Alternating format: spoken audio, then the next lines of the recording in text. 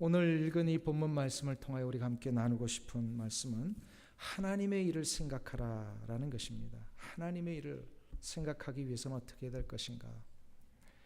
가이사랴 빌립보에서 베드로가 했던 그 고백, 주는 그리스도시요 살아계신 하나님의 아들이십니다 라고 하는 이 고백은 기독교 역사의 가장 놀라운 고백이었다라고 했습니다.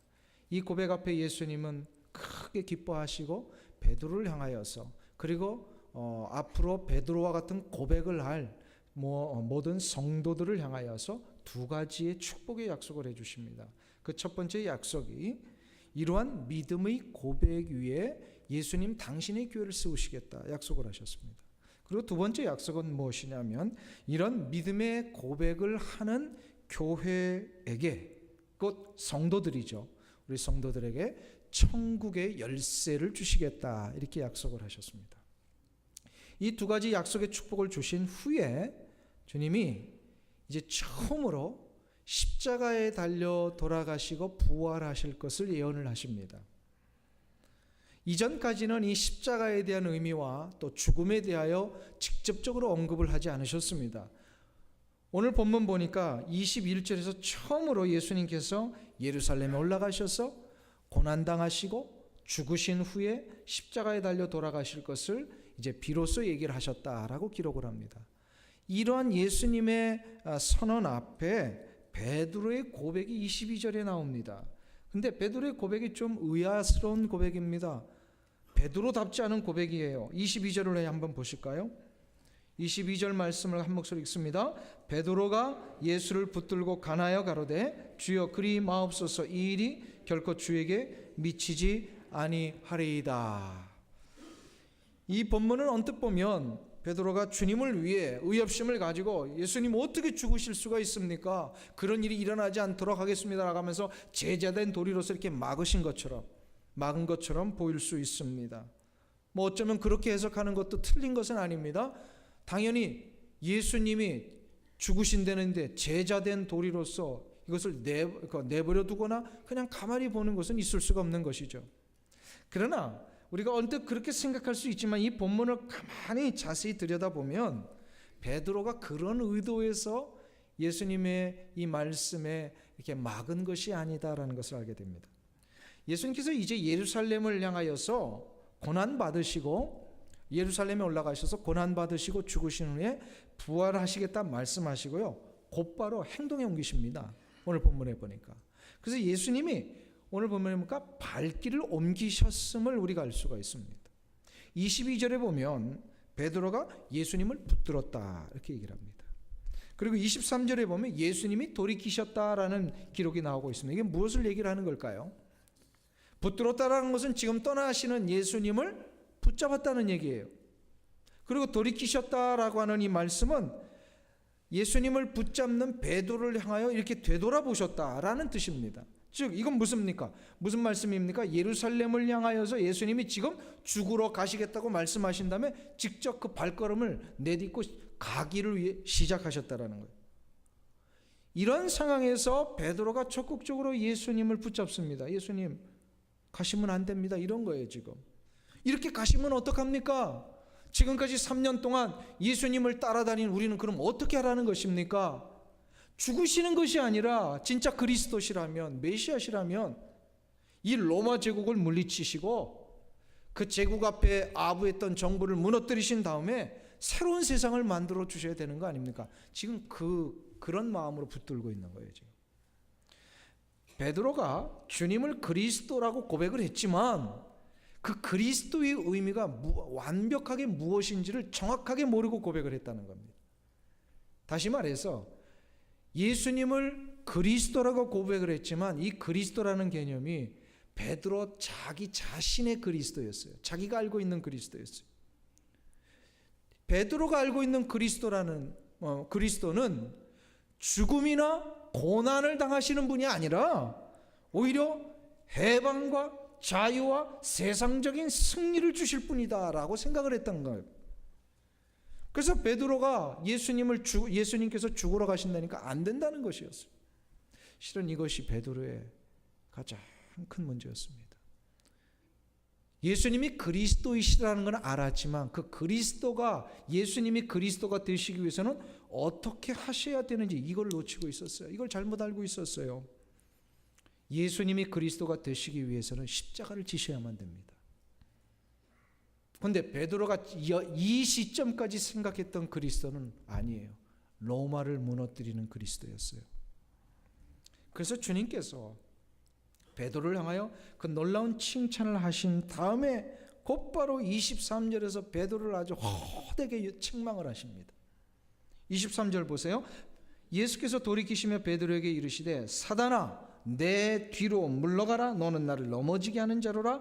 내가 하나님의 일을 생각하지 아니하고 도리어 사람의 일을 생각하는도다. 예수님으로부터 기독교 역사 가장 놀라운 칭찬을 들었던 베드로가 한순간에 가장 혹독한 꾸중을 듣게 되었다라는 이 사실, 이 모습을 통하여 과연 성경은 오늘 우리에게 어떠한 메시지를 주고 있는가, 이걸 한번 좀 살펴봐야 됩니다. 몇 가지 메시지가 있어요. 첫 번째로 이 구절을 통하여서 우리가 깨달을 수 있는 것은 누구나 사탄이 될 수 있다라는 겁니다. 누구나 사탄이 될 수 있다. 한번 따라해 보실까요? 누구나 사탄이 될 수 있다. 23절에 보면 예수님께서 베드로를 사탄이라고 얘기를 하셨어요. 사탄아 내 뒤로 물러나라. 너는 나를 넘어지게 하는 자로라. 왜 주님이 베드로를 사탄이라고 얘기를 하셨을까요? 이것은 베드로가 한 말 때문에 그렇습니다. 베드로가 한 행동이 뭡니까? 주님을 넘어지게 하고 있는 거예요.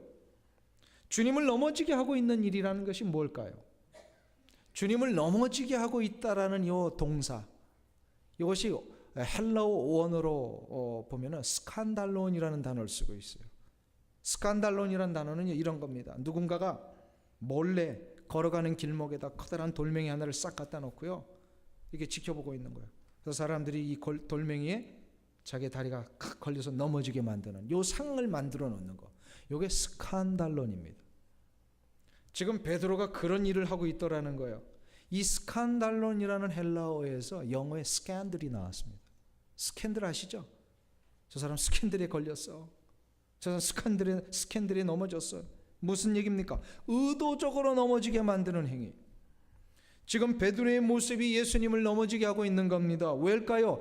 예수님에게 하고 있는 이 베드로의 항변이 있잖아요. 예수님 안 됩니다. 예루살렘으로 가시면 안 됩니다. 라고 하는 이 베드로의 항변과 그의 행위, 이게 뭘까요? 십자가의 길을 막는 거예요. 예수님이 마땅히 그리스도가 되셔서 온 세상의 죄를 담당하고 가셔야 될 이 고난의 길을 베드로가 지금 막고 있는 겁니다. 이거를 가장 좋아할 만한 사람이 누구예요? 사탄이에요. 예수님의 십자가의 길을 막고 그 일을 못하게 하려고 하는 가장 그 중심에 있는 인물, 사탄입니다. 방금 전까지 베드로가 예수님으로부터 칭찬을 들었는데 순식간에 지금 뭐예요? 사탄의 종노릇을 하고 있는 거예요. 사탄의 앞잡이를 하고 있어요. 왜 이런 일이 일어났을까요? 자기도 모르는 사이 순간적으로 사탄에게 마음을 빼앗겼기 때문에 그렇습니다. 사탄에게 마음을 빼앗기는 것은요, 믿음 좋은 사람도 예외는 아닙니다. 한번 보세요.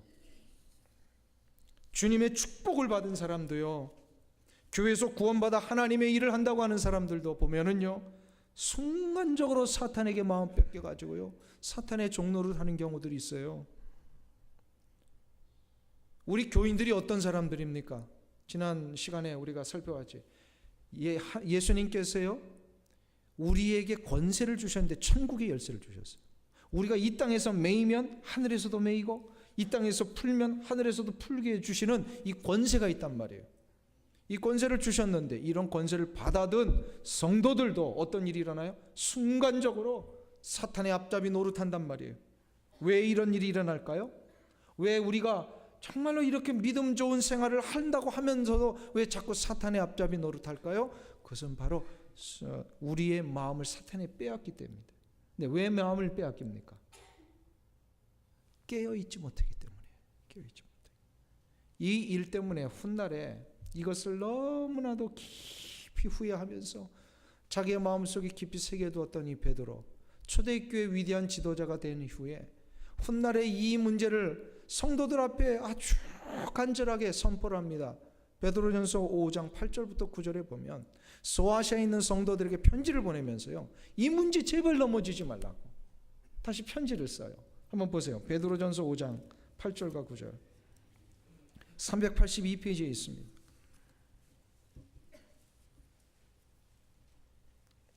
신약성경 382페이지 베드로전서 5장 8절에서 9절 말씀입니다.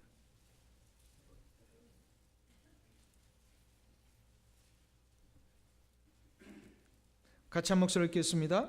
근신하라, 깨어라, 너희 대적 마귀가 우는 사자같이 두루다니며 삼킬 자를 찾나니 너희는 믿음을 굳게 하여 저를 대적하라. 이는 세상에 있는 너희 형제들도 동일한 고난을 당하는 줄을 알미니라. 아멘. 보세요. 이 말씀 분명히 베드로 자기 자신이 그 옛날의 일을 회상하면서 썼음에 틀림없습니다. 자신도 모르는 사이에 사탄의 종노릇 해가지고요, 순간적으로 자기의 마음을 사탄이 빼앗겨 버리니까 예수님이 가셔야 할 이 십자가의 길을 막아서는 자가 되어버렸다. 예수님이 당연히 감당하셔야 이 인류 구원의 역사를 자기도 모르는 사이에 막는 자가 되어버린 거예요. 이런 실수와 잘못 나중에 한 번 더 하죠. 예수님의 법정에 서셨을 때에 예수님 모른다고, 그리고 예수님이 그렇게 기도하라고 겟세마네 동산에서 함께 기도하자 졸다가 깨어있지 못하니까 어떻게 됐어요? 사단 앞에 넘어져 가지고요, 그냥 예수님 부인하는 사람이 돼버렸죠. 이런 실수와 잘못이 아마 베드로의 가슴속에 한평생 있었던 것 같아요. 여기에 대한 그 아픔이. 그래서 성도들을 향하여서 소아시아에 있는 성도들, 그 고난당하고 아픔 가운데 있는 성도들, 제발 이 문제 앞에 넘어지지 마십시오 하면서 편지를 썼던 게 베드로전서 아니에요. 베드로전서 5장 8절과 9절이 그런 마음에서 썼던 것 같지. 자신이 사탄의 종노릇하는 이 실수를 범했어요. 베드로도 범했는데 우리라고 이런 문제 안 넘어지겠습니까? 우리 자칫 잘못하면요, 순간적으로 맥 놓고 있으면, 영적으로 그냥 탁 맥 놓고 있으면요, 이 문제 앞에 다 넘어집니다. 다 넘어져요. 사랑하는 성도님 여러분, 깨어 있어야 됩니다. 깨어 있어야 돼요. 이 깨어 있지 않는 문제 앞에 다 넘어지는 거는요, 예외가 없습니다. 어느 누구도 예외가 없어요. 우리 주위에서 이 문제 앞에 넘어진 수많은 사람들 보지 않습니까? 그렇게 존경받던 신앙인들이요, 한순간에 스캔들에 넘어져 가지고요 완전히 추락하는 거 우리 보잖아요. 왜 이런 일이 일어난다고요? 남들 향하여서 그 손가락질할 일이 아니에요. 우리도 그렇게 넘어지고 있잖아요. 우리도 넘어지고 있어요. 아무리 천국의 권세를 가지고 이 땅에서 메고 푸는 그런 일을 해도요, 순간적으로 마음 빼앗겨 버리면, 영적으로 잠자면요, 마귀의 괴기 앞에 다 당하고 맙니다. 다 당하고. 우리 주변에서 그렇게 신앙적으로 열심히 그냥 불 붙어가지고요, 물불을 가리지 아니고 주님의 일을 하겠다고 나서는 분들 있잖아요. 그런 분들이요, 어느 순간 갑자기 넘어지는 거 보셨어요? 갑자기 돌변해가지고요, 세상의 일로 빠지기도 하고, 어떨 때는 막 교회에서 문제를 일으키고요, 분열을 조장하고. 왜 그런 일이 일어납니까? 마음을 빼앗겼기 때문에 그래요. 누구에게? 사단 마귀에게. 사단 마귀가 좋아하는 일에 자기가 앞장서는 거예요. 이 문제의 해결은 다른 방법이 없습니다. 깨어 있어야 됩니다. 깨어 있어야 돼요. 사랑하는 성도님 여러분, 깨어 있지 않으면요, 마귀가 만들어 놓은 이 걸림돌에 다 넘어집니다. 이걸 뭐라 그래요? 스캔들에 걸린다는 거예요. 영적 스캔들은요, 그냥 도덕적인 스캔들보다 더 원래 심각한 거예요. 마귀가 만들어 놓은 이 스캔들에 다 걸려 넘어지면요, 추락해 버립니다. 신앙이고 뭐고 없습니다. 공동체를 파괴합니다. 이 영적인 스캔들에 걸리지 않기 위해서는요, 영적인 불을 밝혀야 합니다. 영적인 불을 밝히는 건요, 말씀과 기도 외에는 다른 방법이 없습니다. 말씀과 기도로, 말씀으로 내 삶을 비춰보고 내 영혼을 조명하며 기도하는 가운데 성령의 인도하심을 따라 하나님이 원하시는 것이 무엇이냐를 늘 밝히게 물어보며 나가야 됩니다. 그래서 말씀과 기도 외에는 방법이 없다. 그러니까 넘어지지 않기 위해서는 어떻게 된다? 뭘 해야 된다고요? 말씀 보고 기도하는 생활을 잊지 않아야 됩니다. 잊지 않아야 됩니다. 두 번째로 오늘 이 본문 속에서 우리에게 주시는 교훈이 있습니다. 그것은 바로 영적인 축복이 있는 곳에는 사탄의 유혹도 있다는 겁니다. 한번 따라하겠습니다. 영적인 축복이 있는 곳에 사탄의 유혹도 있다. 영적인 축복이 있는 현장에 사탄이 늘 노려요. 베드로가 영적인 넘어진 것이 언제입니까? 예수님으로부터 축복의 약속받은 바로 직후입니다. 늘 사탄은 우리 성도들이 누리는 축복의 현장을 공격을 합니다. 가장 높은 곳에 올라갔을 때 꽉 내리치면은요, 그 추락해서요, 충격이 크니까요, 가장 영적으로 충만해질 때 사단이 공격을 하는 것 같아요. 사단 마귀는요, 도박장이나 술집 같은 이 죄의 현장에서는요, 공격하지 않습니다. 왜 그럴까요? 그냥 내버려둬도 사탄이 원하는 대로 사니까. 사람들이 이거를 몰라가지고요, 술집이나 도박장, 이런 음란의 현장, 이런 데 가도 하늘에서 불이 안 떨어지니까 그렇게 살아도 되는 줄 알고 이 착각하며 산단 말이에요. 근데 이게 다 마귀의 작전이에요. 여기에 걸려 넘어지면 어떻게 되는지 아세요? 망합니다. 망하는 길이에요. 사람들은 이런 그 죄의 현장, 술집, 도박장, 음란, 이런 일에 그냥 버젓이 발 디디밀고 거기서 그냥 있어도 아무렇지도 않으니까 그렇게 살아도 되는 줄 아는데 아니에요. 그렇게 살면 다 망해요. 동성연애를 하면 할수록 사람들이 요즘 동정하고 인권이라는 명목에 더 보호해 주니까 그렇게 살아도 되는 줄 아는데 아니, 동성연애 하면 망합니다. 망하는 길이에요. 로마가 망했던 일이여 보니까 요번에 알았어요. 로마 시대의 이 극에 달하는 이 타락이 나중에 결국 최고의 타락은 동성연애더라고요. 동성연애예요. 경제적으로 부유해지고 군사적으로 강력해지면 사람들이 이제 타락을 합니다. 그러니까 무서울 게 없으니까.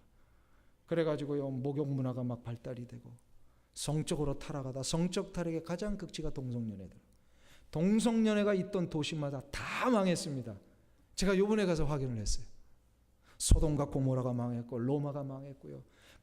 이 로마 제국하에 세워졌던 수많은 가이사라라고 하는 이 이름을 가진 도시들, 이런 도시들의 결국 최극점에는 동성연애가 있었어요.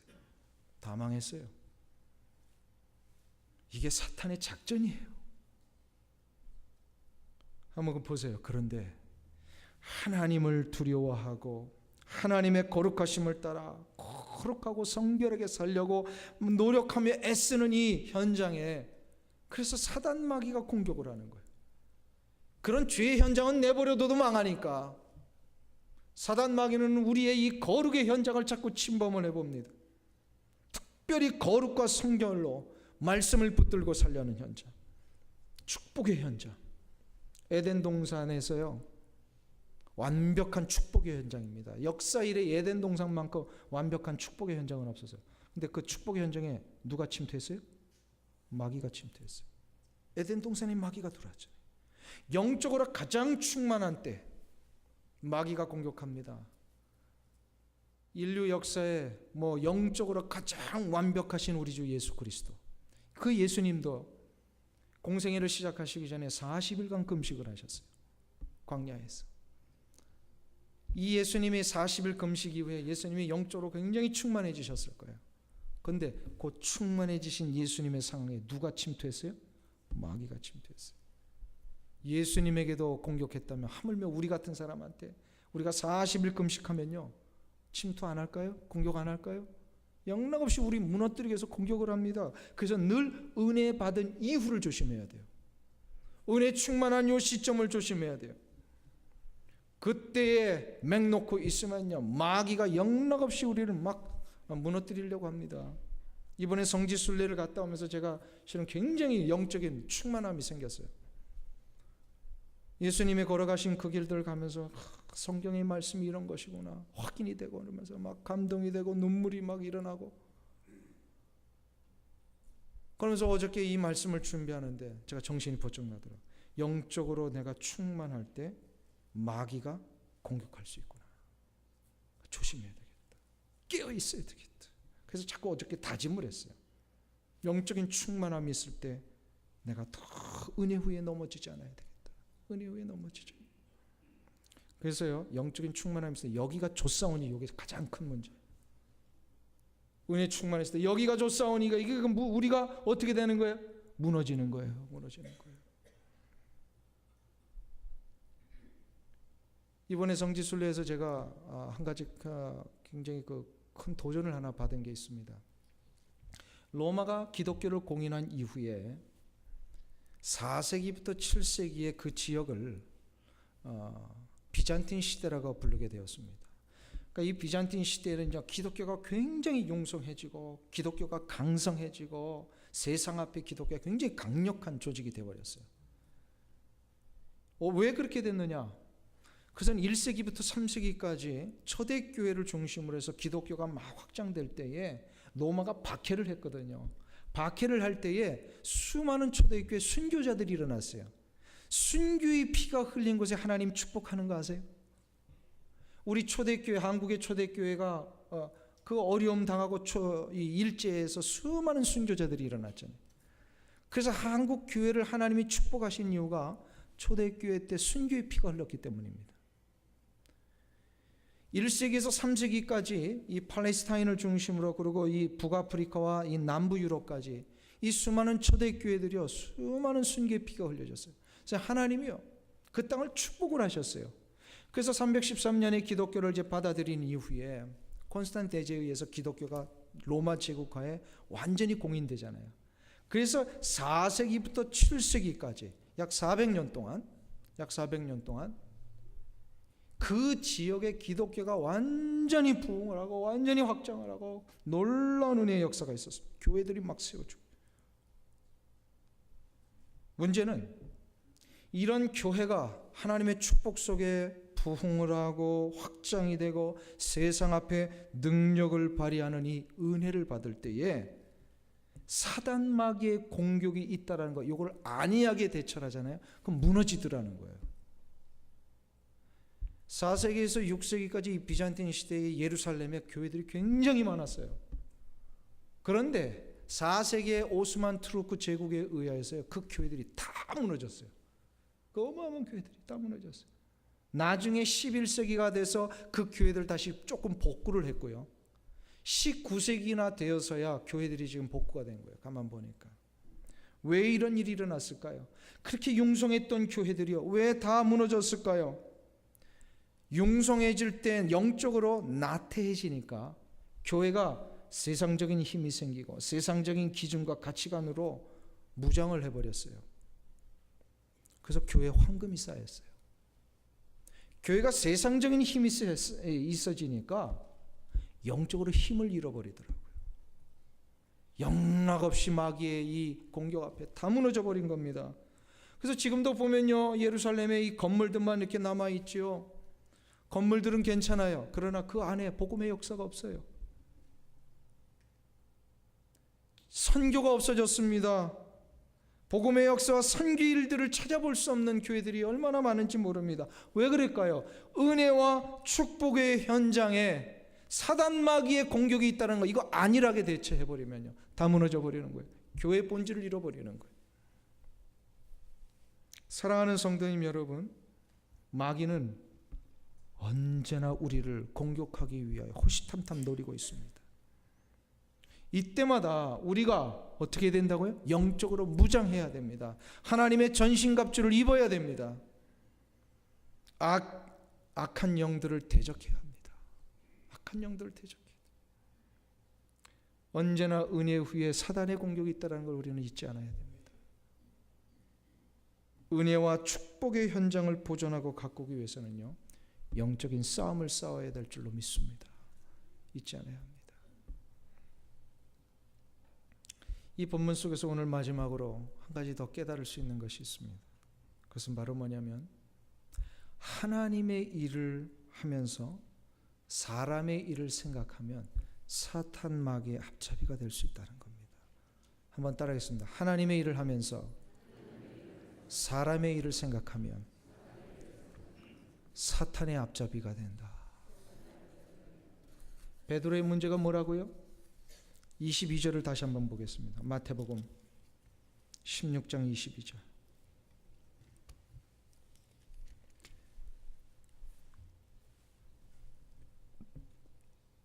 22절 같이 한 목소리 있습니다. 베드로가 예수를 붙들고 가나여 가로되 주여 그리 마옵소서, 이 일이 결코 주에게 미치지 아니하리이다.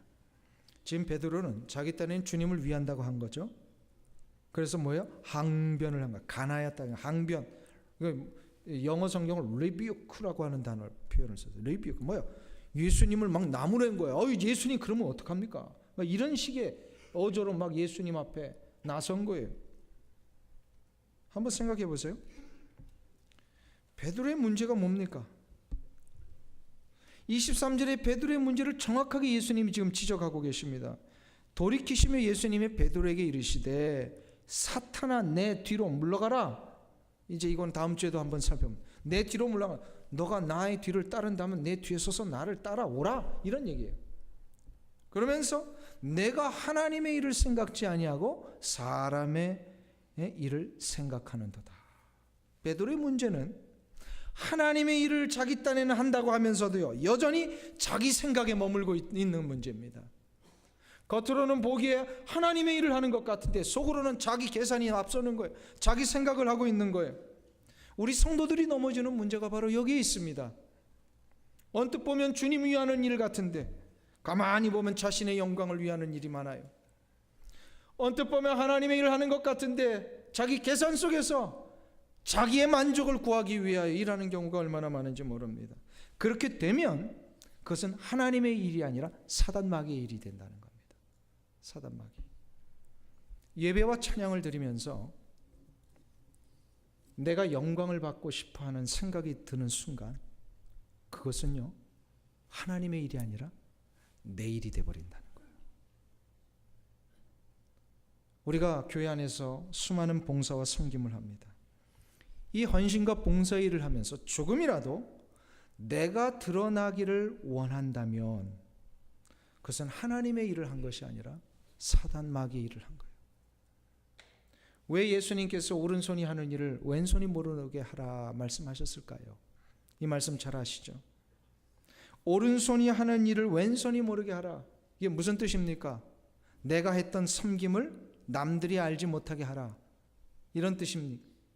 그런데 이것이 이런 정도로 끝나는 게 아니라 남들만 모르게 하는 게 아니라 나 스스로도 몰라야 된다는 거예요. 내가 한 일을. 오른손과 왼손은요 나의 손이에요. 내가 당연히 알아요. 근데 오른손이 하는 일을 왼손이 모르게 하라. 이것은 무슨 뜻입니까? 내가 헌신하고 내가 봉사하는 거 나조차도 내 마음에 두지 말라는 겁니다. 그래야만 그것이 사람의 일이 아니라 하나님의 일이 되는 줄로 믿습니다. 이 부분에 대하여 예수님이 마태복음에서 동일한 이야기를 하셨어요. 마태복음 7장에 보시면 22절과 23절 산상수훈에서 이런 말씀하십니다. 우리 한번 찾아보시겠습니다. 마태복음 7장 22절에서 23절 신약성경 10페이지에 있습니다. 마태복음 7장 22절에서 23절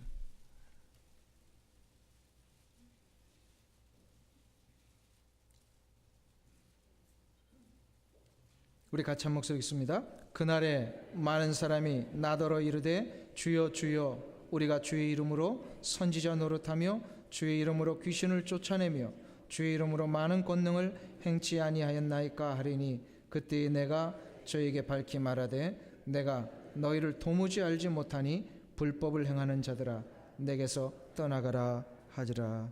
아멘. 이게 무슨 얘기입니까? 주님의 이름으로 선지자 노릇하고 주님의 이름을 가지고요 귀신도 쫓아내고 많은 권능도 행했어요. 그런데 예수님이 뭐라고 얘기를 하신다고요? 도무지 내가 너희를 알지 못하노라 불법을 행하는 자들아, 이렇게 하신다는 거예요. 왜요? 주님의 이름을 부르면서도 하나님의 일을 하는 것처럼 보이지만 그 속에는 사람의 일을 생각을 했다라는 거예요. 하나님의 일을 하면서도요, 자기가 드러나기를 원했다는 거예요. 하나님의 일을 하면서도 내가 자랑되어지기를 원했다라는 겁니다. 그렇다면 이것은 하나님의 일을 한 게 아니라 자기의 일을 한 것이고요, 사단의 일을 한 거예요. 그러니까 예수님이 그런 사람들은 내가 모르겠다, 주의 이름을 아무리 불러도 내가 모르겠다 얘기를 하시는 거예요. 사랑하는 성도님 여러분, 우리는 사탄의 종로로 타는 자가 아니라 하나님의 종로로 타는 자여야 될 줄 믿습니다. 하나님의 종로로 서야 돼요. 하나님의 종로. 그러기 위해서는 우리가 무엇을 하든지 자꾸 하나님의 영광을 생각해야 돼요. 이것을 하면서 하나님이 원하시는 것이 무엇인가 여기에 집중해야 돼요. 이 상황 속에서 하나님 기뻐하시는 것이 무엇인가를 자꾸 생각할 줄 알아야 돼요. 자꾸 자기 자신이 드러나는 일에 생각하고 계산하면 이건 다 자기 생각이에요. 사탄 마귀를 일을 하는 거예요. 이번에 성지순례를 다녀오면서 구약시대 때 룻기에 나오는 모압 평지를 지나가게 됐습니다. 모압 평지. 저는 모압 평지가 그렇게 아름다운 곳인지를 처음 알았어요. 며느리 룻이 이스라엘의 베들레헴을 향하여서 돌아가는 이 시어머니 나오미를 따라 걸어왔던 곳이 모압 평지를 떠나서 이제 그 아르논 골짜기라고 하는 아주 거친 곳을 걸어갑니다. 제가 이 아르논 골짜기를 보니까 모압 평지가 굉장히 높은 산지예요. 분지와 같은 고원 같은 곳이더라고요. 그래서 그 모압 평지가 끝나면 아주 뚝 떨어진 계곡이 시작이 됩니다. 그 계곡이 바로 아르논 골짜기인데 모압 평지에서 베들레헴으로 돌아가면은 이 계곡을 지나야 돼요. 이 계곡은 아주 깊은 골짜기로 된 돌로 이루어진 아주 황량한 광야입니다. 이 험한 아르논 골짜기를 걸어서 선교사님이 그것을 한번 걸어봤대요. 하루에 30km씩 걸었는데 8일을 걸어야 그 계곡을 빠져나올 수 있더랍니다. 물도 없고요, 풀도 없는 이 돌로만 되어 있는 이 계곡. 이 계곡을 걸어서 사해 바다를 거쳐서 이제 베들레헴으로 들어가는 그 루트밖에 없더라고요. 그거를 나오미하고 룻이 걸어서 그렇게 돌아간 거예요. 제가 그것을 보면서 생각해 봤어요. 룻의 입장은 자기의 고향을 버리고 베들레헴으로 간 거거든요. 그렇게 비옥한 땅, 그들이 베들레헴에 도착한 때가 보리추수 때였습니다. 보리추수라고 하는 것은 건기입니다. 비가 안 오는 시기였어요. 그러니까 풀 한 폭이 나지 않는 그런 아주 거칠고 황량한 시간입니다. 그런데 모압 땅에는 그 시간대도요, 요 시즌입니다. 아주 푸른 이 잔디들이 있어요. 그러니까 아름다운 것이에요. 이것을 버리고 룻이 그 황량한 길을 따라서 어머니와 함께 베들레헴으로 갔다. 이게 어떻게 가능할 수 있었을까? 그 젊은 며느리가. 많은 시어머니들이 그래서 이 룻기를 그렇게 좋아한다며요. 저런 며느리 같은 며느리를 얻게 하옵소서. 이게 이제 어머니들의 기도의 제목일지 모르요. 그런데 보니까 제가 요번에 가서 알았어요. 그렇게 될 수 있었던 것은요, 시어머니가 그렇게 살았기 때문에 그래요. 시어머니 역할이 더 중요하더라고요, 보니까. 우리 어머니들은 보면은 며느리라면 당연히 그래야지, 이게 이제 우리 생각인데 아니에요. 시어머니가 너무나도 훌륭했어요, 그 삶에서. 그래서 이 룻이 시어머니 나오미를 쫓아서 베들레헴까지 간 데는 두 가지 이유가 있더라고요. 첫 번째 이유는요, 시어머니 나오미가 자기의 남편을 이 모압 땅에서 잃어버리고 두 아들마저 결혼했지만 아기 없이 이 두 아들이 죽었잖아요. 이 모든 가족을 잃어버린 절망적인 상황에서 여전히 하나님만을 절대적으로 믿고 의지하는 이 어머니 나오미의 모습을 보면서 룻이 그런 마음이 드는 거예요. 우리 어머니 같은 분이 믿는 하나님이라면 나도 믿겠습니다. 그거예요. 그러니까 누가 더 잘해야 돼요? 누가 더 잘해야 돼요? 며느리가 아무리 못돼도요, 하나님 제대로 섬기는 어머니 보면서요, 우리 어머니 같은 분이 섬기는 하나님이라면 나도 믿고 있어요. 그래서 그가 했던 고백이 어머니의 백성이 나의 백성이 되고 어머니의 하나님이 나의 하나님이 되십니다. 이 고백을 하면서 따라간 거 아닙니까? 이것 때문에 그가 기꺼이 베들레헴 그 거친 땅까지 간 거예요. 그리고 두 번째 이유가 있어요. 시어머니 나오미가 이제 고향으로 돌아가기 위해서 두 며느리를 모압 땅에서 이제 정착하며 살라고, 나 따라오지 말라고 하면서 너희들 새로운 남편 만나서 가정 이루고 그 남편에게 그 참 위로를 받으며 살아라 하면서 떠나보내지 않습니까? 떠나보낼 때 저들에게 입을 맞추고 허그를 하면서 보냅니다. 룻이 이것을 본 거예요. 자기 자신을 향하여서 참된 위로를 받으라고 시어머니가 자기를 기꺼이 보내면서 인간적인 생각 다 버리고 세상적인 계산을 다 버리고 오직 하나님만을 의지하며 살겠다는 이 시어머니의 모습 보면서 며느리 룻 역시도 하나님을 생각하고 하나님만을 의지하며 살아야 되겠다는 이 마음을 배운 거예요. 이 마음을 배운 거예요. 룻 같은 경우에 계산하면요, 기꺼이 모압 땅에 남아야 됩니다. 인간적인 생각하면 모압 땅에 남아서 좋은 땅에서요, 새 남자 만나가지고 살아야 돼요. 그게 그 젊은 여인에게 있어서 가장 그 합리적인 방법 아닐까요? 그런데 룻이 어떻게 합니까? 기꺼이 어머니 따라가요. 그리고 뭐예요? 내가 죽는 거 외에는 어머니를 떠나지 않겠습니다. 그런 고백을 해요. 이 룻의 결단을 하나님이 기뻐하셨어요. 기뻐하셨어요. 그래서 룻이 어떤 축복을 받습니까? 비록 이방 여인이었지만 그가 이스라엘의 역사의 족보에 들어옵니다. 그래서 그가 나중에 낳은 후손 중에 다윗이 있죠. 다윗의 증조 할머니가 돼요. 그리고 그 룻은 예수님의 믿음의 조상이 됩니다. 얼마나 놀라운 축복입니까? 사랑하는 성도님 여러분, 우리가 하나님의 일을 한다고 하면서도요, 사람의 일을 하게 되면 보세요, 반드시 넘어져. 하나님의 일을 한다고 하면서도요, 세상적인 계산, 인간적인 계산하면요, 넘어지게 되어 있어요. 사람의 생각이라고 하는 것은 자기의 유익을 구하는 겁니다. 하나님을 섬기면서도 세상적인 계산, 얄팍한 이권 때문에 그냥 자기의 이익만을 추구하며 이리 왔다 저리 왔다는 이런 모습, 다 넘어지게 되었어요. 그러나 하나님의 일만을 생각하고 하나님이 기뻐하시는 일에는 내가 어긋나지 않기 위하여 비록 지금 당장은 사막과 같은 황량하고 거친 땅만 보이나 그러나 하나님의 거룩한 일을 위하여 내가 이 길을 묵묵히 끝까지 가겠습니다 할 때에 결국 베들레헴의 삶에서 영원한 하나님의 축복을 누린 룻의 역사가 여러분들 가운데 일어날 줄로 믿습니다. 그래서 우리는요, 하나님의 일을 하면서 하나님에게 집중해야 합니다. 인간적인 계산 내려놔야 돼요. 이게 승리하는 비결입니다.